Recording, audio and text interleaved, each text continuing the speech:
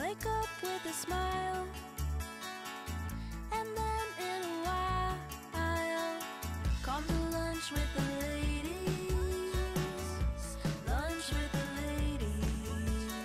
Lunch with the ladies. Lunch with the ladies.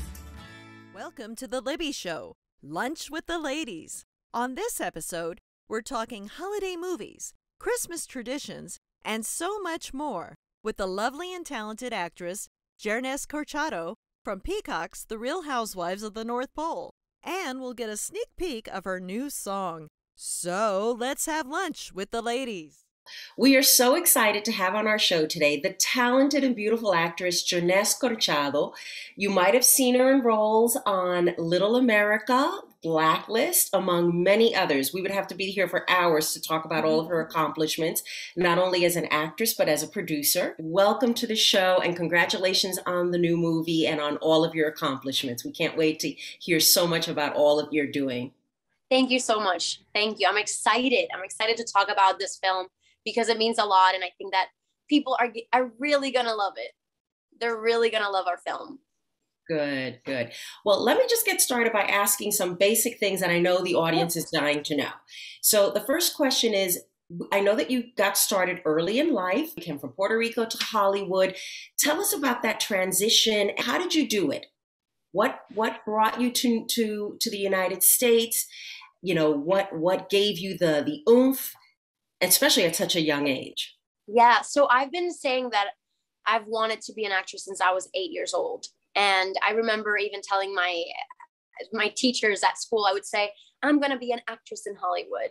And I would just say, like, people would ask me, like, what do you want to be? You know, what do you want to do? And I would say, I'm going to be an actress in Hollywood. And so ever since that age, I think that I've been declaring this for myself, not knowing the power of manifestation, but I've been doing it.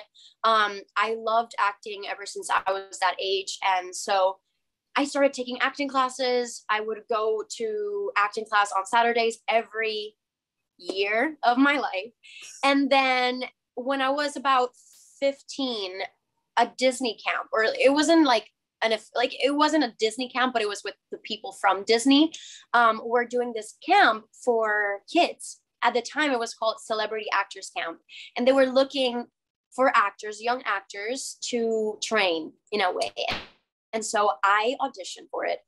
And for me, that was like the biggest change or the biggest moment in my life, because I was seeing actors that had been in shows that I was watching at the time on Disney. Aww. And they interviewed me, they auditioned me, and it was like at the time it was Mr. Mosby from Zack and Cody at the time. Who didn't love Zack and Cody? Right. So I was life. Right. So I would watch that every day. And he was the person that interviewed me for this camp. And I remember doing this audition, and it was like a normal commercial, but I wanted to give my all. And I was like, hey, can I improv for you, please? And so I decided to do this like improv, like of me crying because my mom had just died. And so this thing kind of like this one audition changed my life, because after that, I got the acceptance. I started working with them, and then, going to class with them. And then when I turned 17, I moved to LA. And from there on, I just continued. I had an agent, I had a manager, and just kept auditioning and got my first big gig, which was The Blacklist. Wow. That's fabulous. And you tell it with such energy. You light up. I mean, it's fabulous. It's so invigorating. And, it's interesting that you brought up about manifestation, because I saw that in your YouTube videos, like with singing. You said, I'm not going to be a singer. I am a singer. And I love it, because it's all about positive attitude. And you need it so desperately in this industry, because it's such a tough, competitive field. And you've got the right attitude, and clearly look at your success. So it's working. Continue. My next question is going to segue us into this new movie. So tell us about this role of Skye on The Real Housewives of the North Pole, and how you got that part. Yeah. So talking about manifestation, I actually, before I got the audition, I was, as a producer, I was trying to, I was in conversations with a previous director that I had worked with. And I was pitching him the idea of creating a Christmas movie. And I wanted a Christmas movie, and I was talking about this Christmas movie, and we were just in like that pitching process. And I remember getting interviews. I was interviewed for other projects like Sneakerheads, and people would ask me, so what's next? And I would always say, I'm going to be working in a Christmas movie. My next thing is a Christmas movie. And I didn't have a Christmas movie. Like we didn't have the green light yet. So, but I still wanted to say, I'm going to, I was declaring it. And then a couple of months later, I got the audition for, the Housewives of the North Pole. And when I read the script and I read the role, I was like, oh, this is me. I feel like this is something that I can do. And from the moment I auditioned for that role, I remember I never do this. I wrote a letter to the casting director. I said, hey, I love this part. I feel like I connect with it. Please, I would love if you consider me for it. And the rest is history. He loved it. He thought I was perfect for it. And I started working on the film back in July this year. And Skye is someone that, in a way, I felt like really connected with, because she was someone that, she has a mom that expects a lot from her. And I do too. And, it was a beautiful thing to kind of like play her to, this girl that is from a Latina background, but, that is not the biggest thing in the film. It's more about everything else. It's about, this mother and daughter relationship. It's about this girl who, tries to be a perfect and tries to excel at everything that she does, but she's wondering, oh, like, can I do something else, or can I be imperfect for the first time in my life? And so it was beautiful to get to play that, because I do relate to that. I feel like I'm always trying to excel, and I put this pressure on myself. So it was beautiful to do that, to in a way discover that.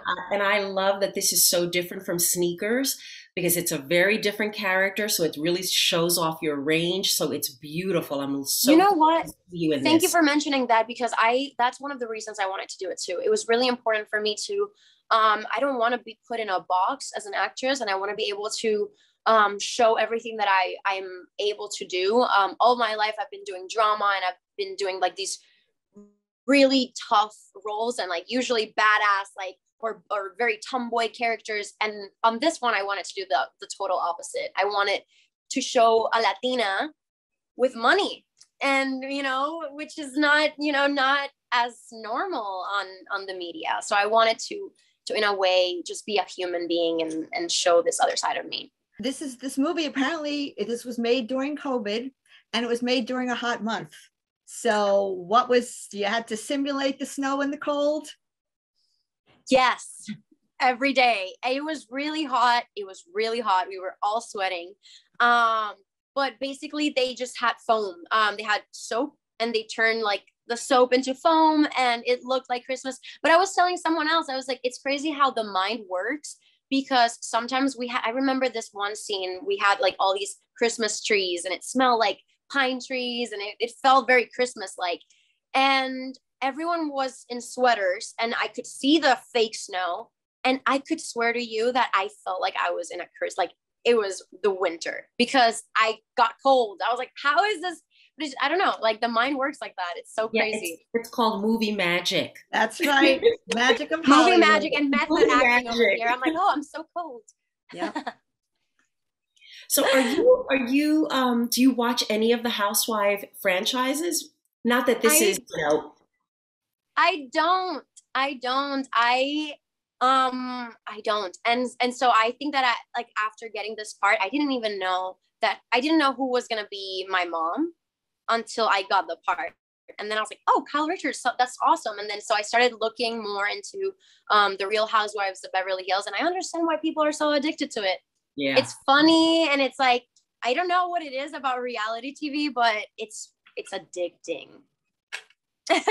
Guilty pleasure, so addicting. It's a guilty pleasure, for sure. Now, tell us, do you have a favorite role or a best memory from a role or an experience, whether it's theater or television or film? Every one of my roles, I feel like it means a lot to me. I think that I would have to say between my role on Little America, I think that one was definitely one of the most important for me, because it not only the acting part and like me getting into character and understanding, in a way, the immigration, and just like I was portraying someone that actually existed, like someone based in a real life story. So I definitely felt the responsibility of that.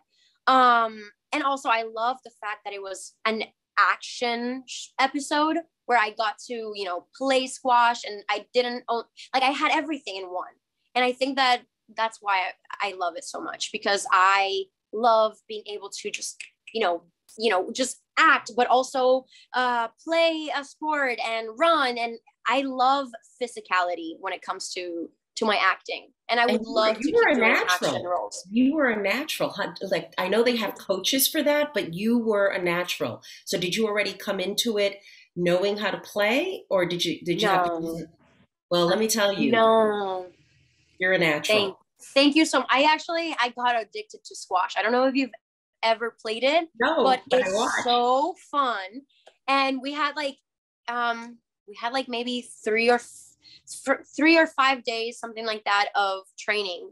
And I felt the pressure. I needed to do it. So it's one of those things, like, I don't know if it happens to you ladies, that when you feel like the pressure, you kind of like, you got to do it and there's no way out. In the zone and you say, I'm going to do it. And I know you're a little bit competitive. So you're like, I'm going to do this really well. I know.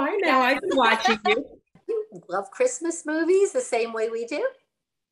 You know what? I do. I don't know that many movies like you do. I feel like I grew up watching Home Alone and Santa Claus. That's perfect. I was going to ask if you had a favorite one, and everybody loves Home. Everybody's Home thinking, Alone. Yeah. I definitely felt like working on this film was a big, like, dream come true. Because I definitely felt like, there was this moment where I had this huge tree in my film, and we had to ice skate, and it was a fake ice skating rink because it was July in Utah. But I felt like I was in Home Alone for a moment. I was like, oh, like, this is so cool. That is such a fun movie. And I think everybody says, oh, if I were a kid and I was home alone, what would I do? I know. I know. He was very lucky. Yeah. Fun fact, the Home Alone house is available on Airbnb. Well, I'm definitely looking it up. Where is it located? Oh, I think it's in the Chicago area, isn't it? Oh, really? Yeah. Oh, I'll check it out. I would love to go. That'd be a fun Christmas gift for somebody. Yeah. I know, right? Especially a fan of the movie, right?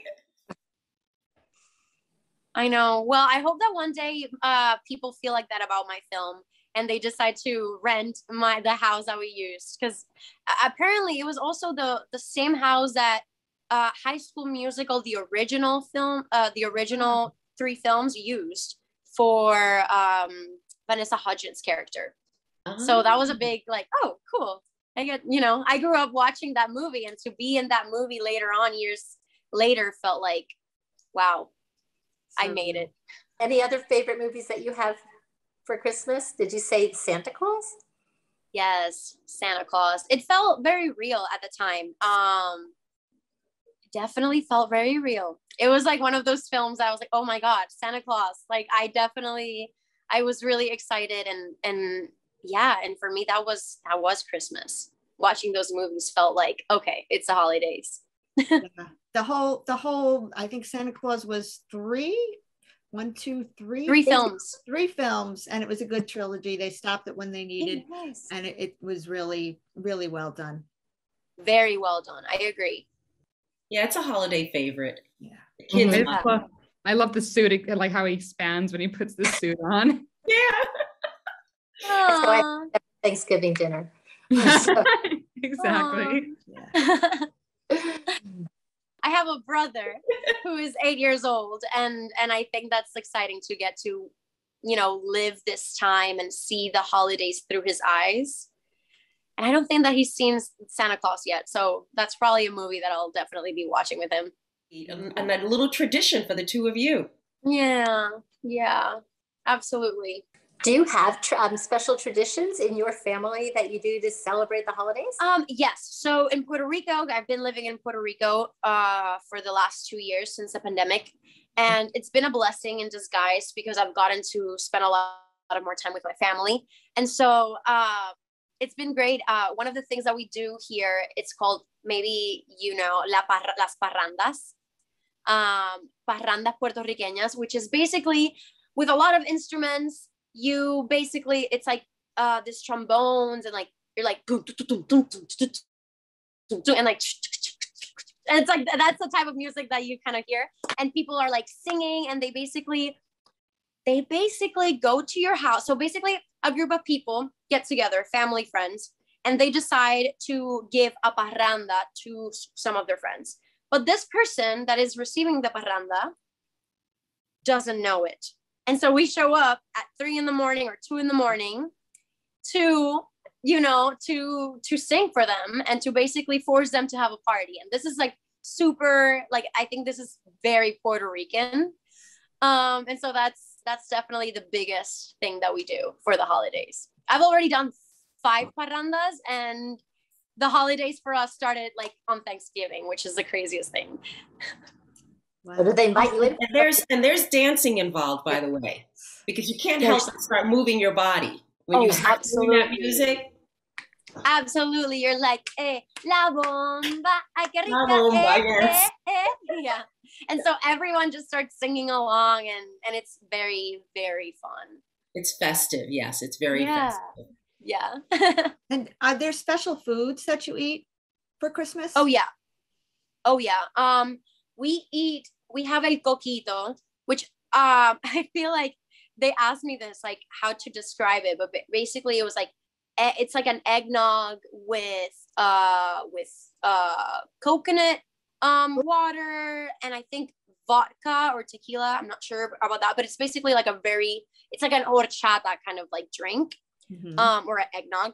And the food is basically arroz con gandule. I don't even know how to say this in English, but arroz, like it's rice and beans. I don't know how do you say gandules? Yeah, well, I don't know how to say gandules. Oh my God. Green beans? No, they're not green beans, but it's a type of bean. Yeah. It's very hearty food, very flavorful, hearty food. And pasteles. It's so funny because like I hear these terms like pasteles in Spanish, but I never know how to say it in English.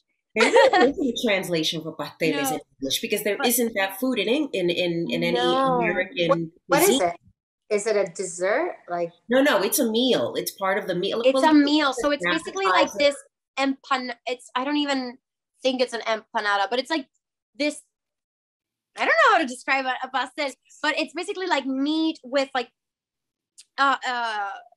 covered in like plantain wrap, and you add like a couple of different things like meat, and it tastes soft. I don't even know how to explain it. And honestly, not everyone knows how to do it. So you have to come to Puerto Rico to actually taste it.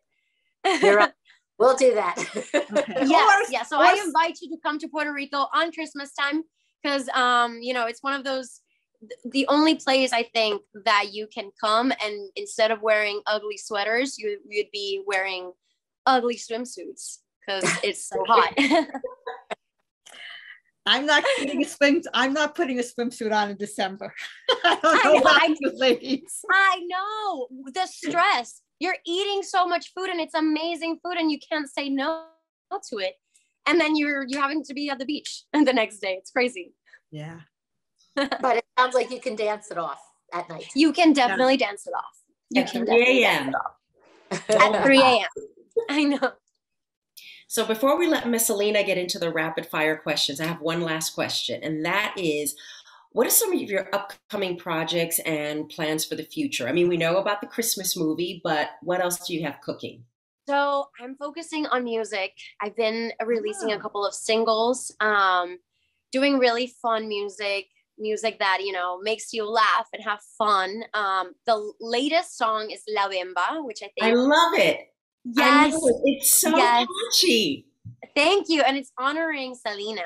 So in a way, I want to make music that just in a way helps me communicate myself with my audience, and in a way like express myself.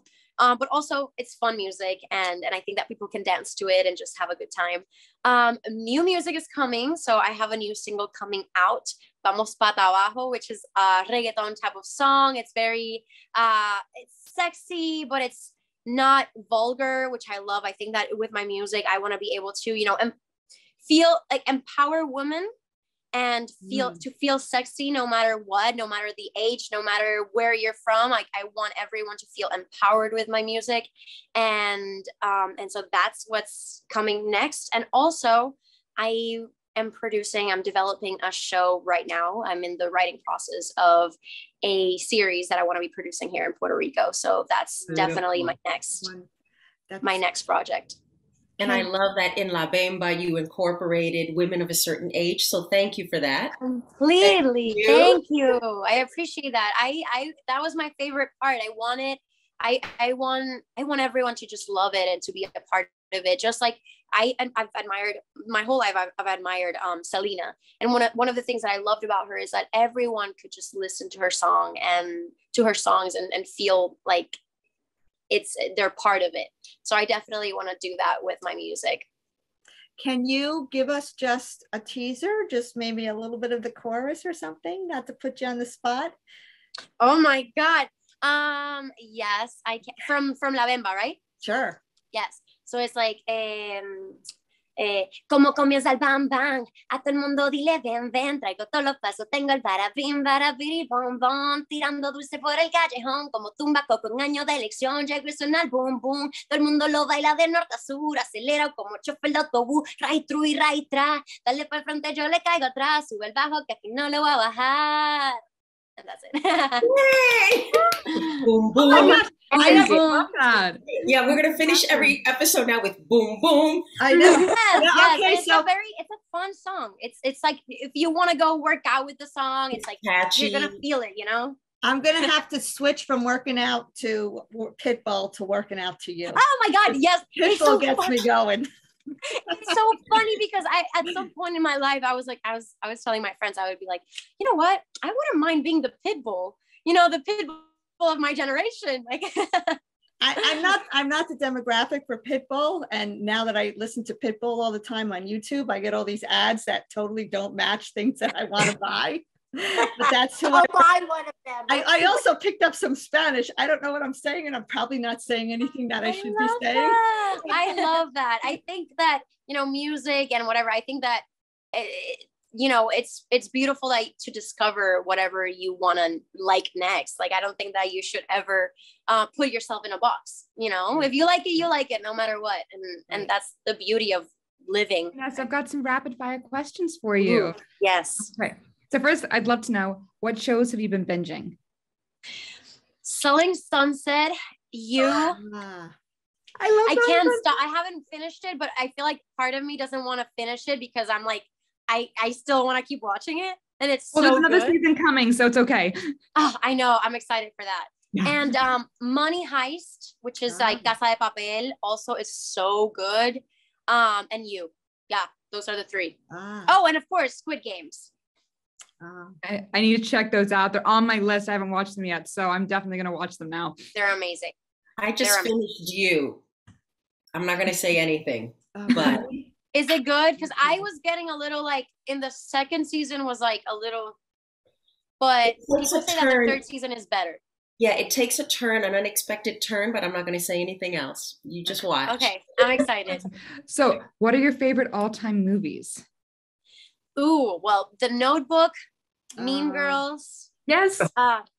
Those are always my two. I always have to say those. I always forget anything else. I'm like, The Notebook and Mean Girls are like, and it's Wednesday and you're wearing pink.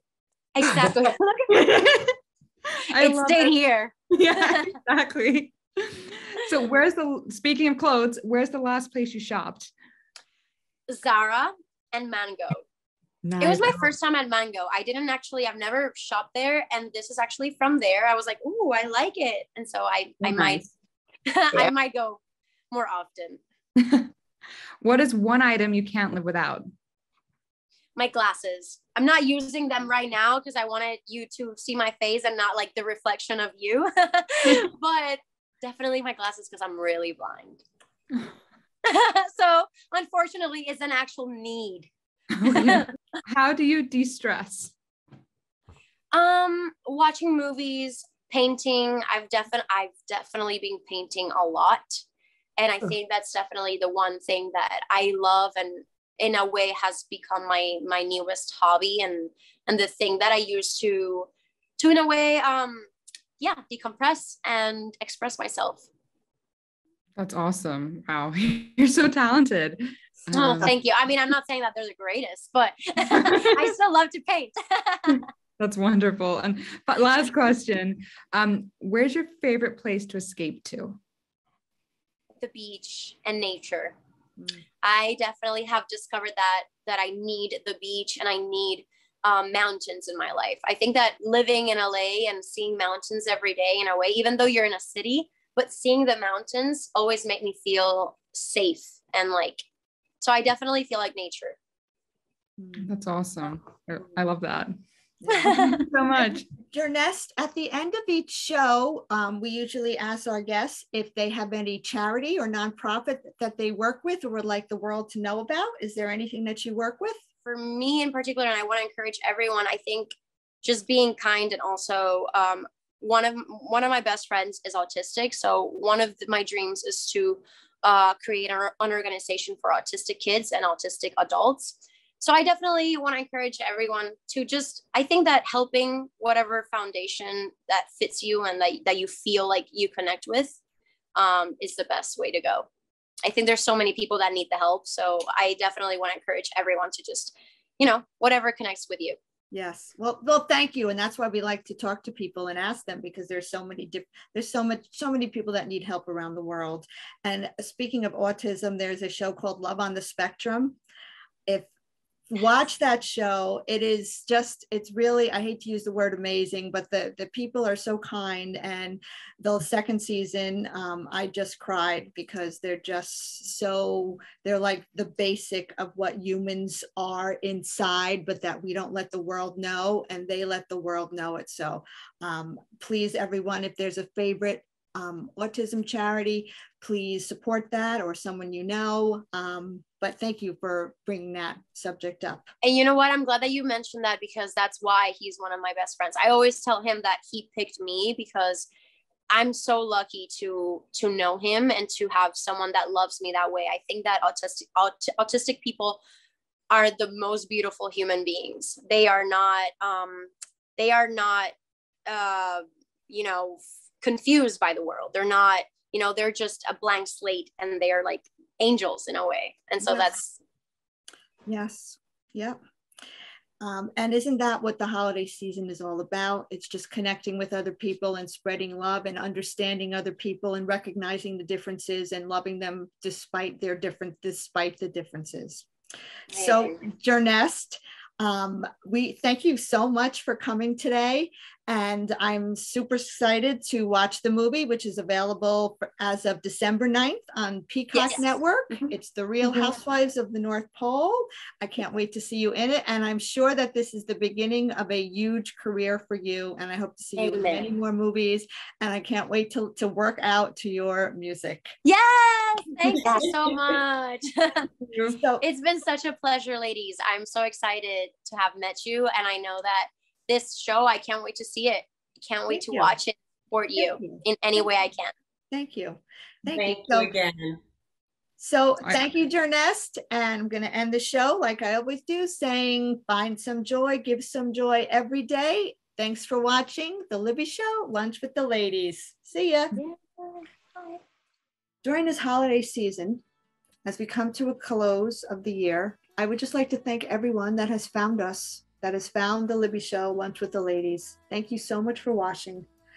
The Libby Show is a passion project of mine. I wanted to do something to help inspire, inform, and entertain women that are over a certain age. So I'm glad that you're watching. I hope you keep watching. Please subscribe. But above all, I wish that everyone has a joyous holiday season full of health and happiness and love with your family and friends. Thanks for watching. Wake up with a smile